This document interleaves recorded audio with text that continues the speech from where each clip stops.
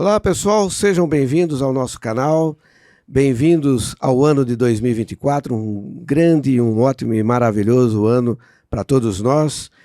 E para reabrir esse canal aqui no ano, eu tenho de novo meu grande amigo aqui, o Guilherme Delácio, que muito gentilmente aceitou o nosso convite e que vai, esse ano espero, né, Guilherme, que a gente trabalhe bastante tempo juntos. Com certeza. E que vai nos atender e falando aqui, especialmente hoje, sobre a economia global, como nós estamos indo, né? Passando logicamente pela economia americana, que tem que começar por ela sempre, zona do euro, China, não dá para deixar de lado, sempre nossos companheiros chineses aí, e pelo Brasil.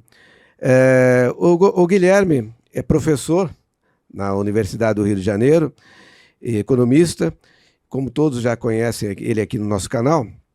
Eu vou deixar as apresentações de lado, até porque já é nosso grande parceiro. Mas eu gostaria aqui, antes de mais nada, de agradecer o pessoal do Obonde, do estúdio que nos recebeu gentilmente aqui de última hora, que eu estava de passagem por São Paulo e marquei com o Guilherme para a gente fazer essa gravação, esse programa de hoje.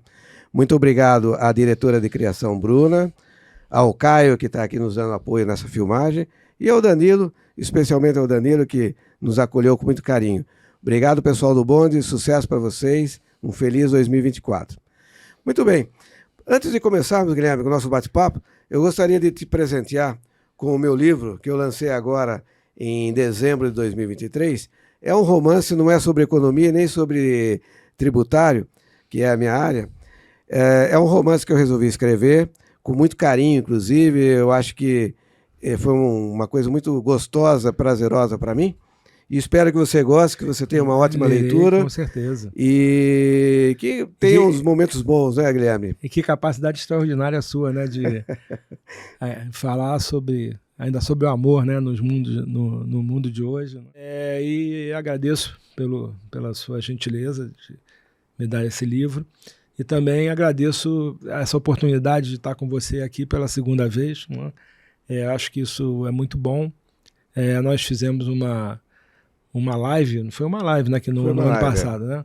Foi uma live e há um ano atrás, praticamente, né? Foi em janeiro, também foi em janeiro ou fevereiro. Foi no começo do ano. Foi no começo do ano, e onde nós falamos também sobre China, Estados Unidos, não falamos praticamente nada sobre o Brasil, e nós tecemos algumas previsões e existia uma preocupação. Nada em tom de investimento. No cenário econômico dos Estados Unidos. Foi um momento, inclusive, né, em que as opiniões eram muito diversas e que acabou até, de certa forma, num consenso.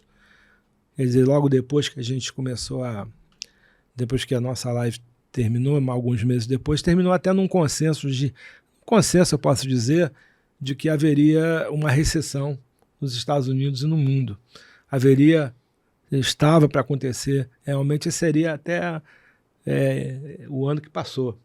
E, para surpresa de todos, mais uma vez, os economistas em geral acabam sendo confrontados pela realidade. Ainda bem, né? Confrontados e são humilhados, como dizem aí do câmbio, que geralmente o câmbio sempre é a vergonha dos economistas, porque geralmente os economistas em geral tentam prever taxa de câmbio e sempre quebram a cara. É impressionante. E o ano passado foi mais ou menos isso. A maioria dos economistas acreditava em recessão e até num pouso, como eles chamam, entre aspas, hard landing, nos Estados Unidos, e até o momento, vamos colocar assim, porque tudo hoje em dia, até o momento que a gente também tem que ter cuidado. Se o Jerome Powell, se ele anda em gangorra, ele fala uma coisa, depois ele já falou que a inflação era transitória, ele já falou que a inflação vinha para permanecer, que as taxas de juros iam permanecer longas por muito tempo, agora ele vem e diz que vai baixar a taxa de juros, porque a economia vamos falar então, assim... só para te falar, do ano passado, né? Isso, eu queria falar assim para você. Para não alongar. Existia um temor, né, no começo do ano, inclusive na nossa live. Não aconteceu. Então, e os Estados Unidos era o centro, muito mal visto. O centro da preocupação, né? Como terminou os Estados Unidos? Bem ou mal ou mais ou menos? Digamos que vamos separar em duas coisas, né? Vamos separar em dois blocos. Não há como negar que as bolsas americanas, que nos Estados Unidos têm muita importância, ao contrário do Brasil, onde bolsa é um segmento muito pequeno dentro da economia como um todo, mas da mídia. Mas nos Estados Unidos as bolsas são muito emblemáticas da força da economia americana. Sim, ela reflete. Ela reflete a força. Tanto que aquela coisa do touro, né? O touro, essa coisa vem de lá, né? Essa touro assim e o urso, né? O urso que é para baixo. E não há dúvidas de que, vamos dizer assim, em termos de imagem, os Estados Unidos não poderiam estar em situação melhor. Por quê? Porque as bolsas americanas estão em all-time highs, por exemplo, estão em recordes históricos. E não adianta, vem um cara e diz que vai ter um crash, que vai ter outro, eu também já disse. Mas não é para investimento, mas nós somos humilhados até, que não, porque isso, porque o banco tal, porque o outro tal. E não adianta. Então não adianta, até o momento. Nesse momento. Os Estados Unidos terminou bem e está bem. Eu vou dizer olhando bem, vamos dizer assim, nós estamos em all-time highs nos Estados Unidos. Isso é inacreditável. Eu vou dizer para você, a Bolsa Americana subiu no ano de 2023, o S&P 500 subiu 20, se eu não estou enganado, mas aí se eu errar é por dois pontos, mas ela subiu 22% a 24% no ano.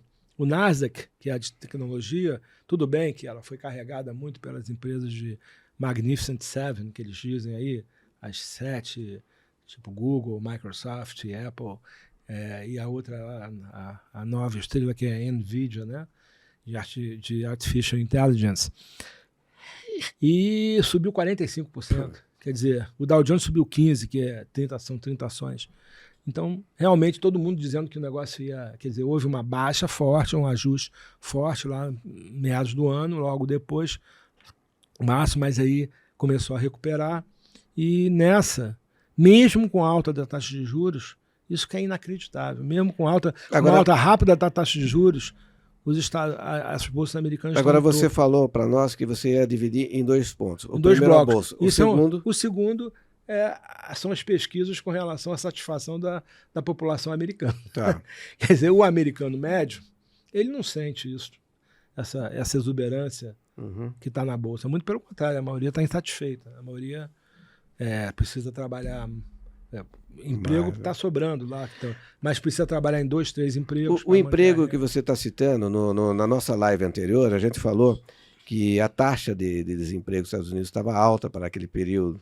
Né? Inclusive, existia uma divergência entre o divulgado pelo governo e pelo que as pesquisas estavam apontando. Algumas questões. Tá. Hoje isso está melhor?